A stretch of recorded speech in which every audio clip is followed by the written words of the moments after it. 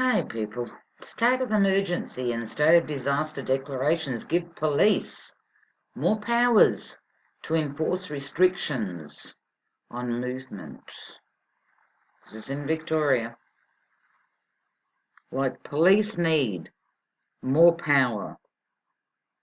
They're already grabbing people by the throat for not wearing a mask, breaking windows and dragging people out of their fucking vehicles. What else? How much more power do they need? What? Where they can, like, physically bash you if you don't wear a mask? Where they can get their little stick and whatever, or their torch or whatever happens to be handy, and literally bash you on the street for not wearing a mask? Is that what you're waiting for? Is that the power that they need? You know? Or can they come into your home and bash you in your home? You know, like, well, what is it going to be? What power? What more fucking power? What more power? What more power? You see, I don't blame the elites. And I've said this before, I don't blame the elites for doing this. They're doing it because they can, because you continuously allow it. Because they can is why they're doing it. I just watched a video of a guy saying that his uncle, okay, and this happened on the 11th of August, that his uncle passed away, okay, because he had cancer, pre-existing conditions, right? He had cancer, and after the gentleman died, the doctor rings the sister, the relative, and says, does she want COVID as the cause of death? Are you fucking kidding me? This is not the first time we've heard of this, and there's going to be more and more stories of this coming out. How much more do people need?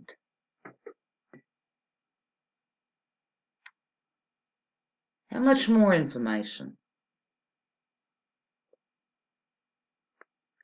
I did an article, I covered an article a couple of days ago where an elderly lady, Milka, 95, already had pre-existing conditions. But everybody from age group homes, because they didn't trust the tests, were all treated as though they had COVID. Are you shitting me?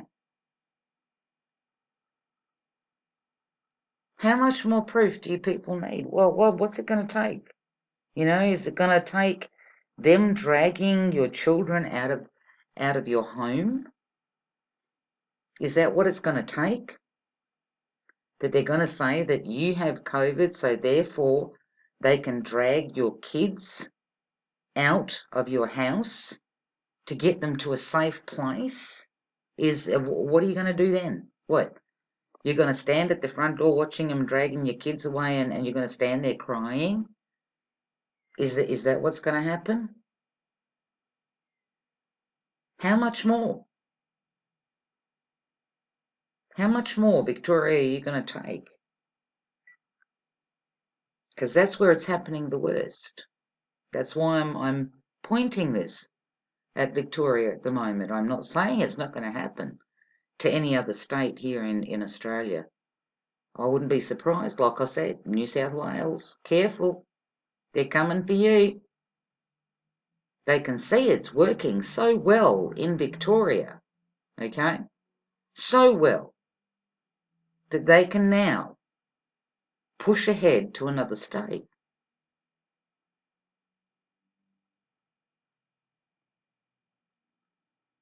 But what's it going to take, people?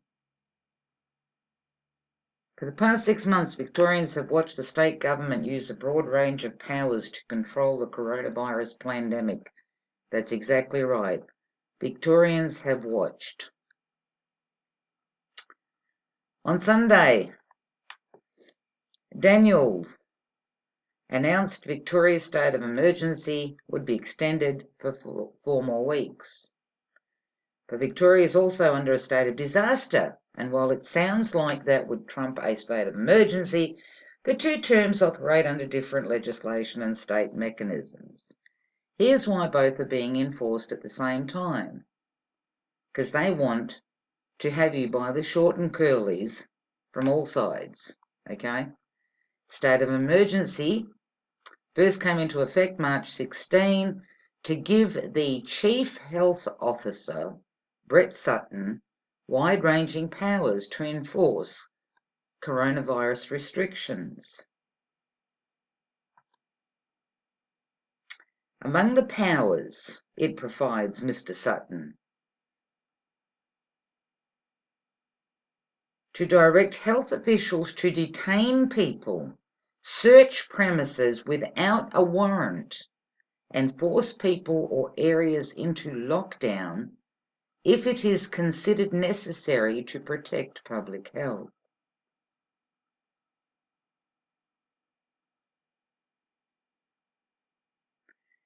State of emergency was initially declared in Victoria to enforce the two rules of physical distancing and quarantine requirements. Why the state of emergency has been extended, because somebody's just got a big ass swollen fucking head and they're just pushing forward to see how much the people are going to take. How long can it be under a state of emergency? For as long as they fucking want, because the people aren't complaining. How is a state of disaster different? Under the Emergency Management Act, the state of disaster can be declared if the Premier is da-da-da-da-da-da-da. It allows police to enforce rules such as the nightly 8 to 5 curfew, restrict people's movements such as the ban on people travelling beyond the 5K radius around their home. It also gives authorities the ability to suspend acts of Parliament and take possession of properties. A state of disaster can be declared for the whole of Victoria or part of. Why do we need both at the same time? That way we have you all by the short and curlies from all motherfucking bitch-ass sides.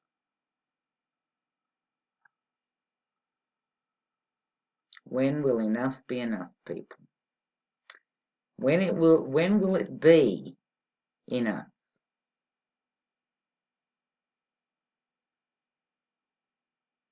Oh, and I don't know if anybody knows, while I'm on the video thingy, if anybody knows, unless I got the dates wrong, I thought there was supposed to be some protests around for Melbourne on Saturday. This Saturday just gone, as in yesterday.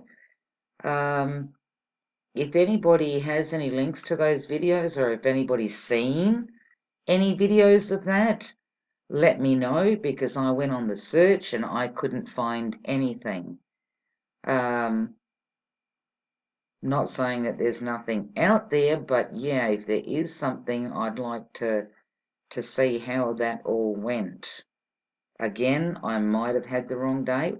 I don't think I did, but I might have. But anyway, yeah, let me know. But I'm curious as to how far is this going to go? How far are people going to allow this to go on? You know, I mean, you watch the news and you see news on mainstream media. Not that I watch mainstream media, I watch shit on YouTube. But you also see stuff on YouTube where they're saying about China is using this surveillance thingy, yada, yada, yada. What, Australia's not? Australia's not using it on its own people. Look what it's doing to its own people, to the point where it's lying about what people are dying of. Look what they're doing. Look what Australia is doing to its elderly. Look what it's doing to the disabled. But Australia has the right to bitch about another country and what's going on in another country. It's called clean up your own fucking backyard before you start pointing the finger somewhere else. Look what Australia is doing to its own people. Victoria, good example. Look what Australia is doing to Victoria. But hey, let's find the time to point the finger at somebody else.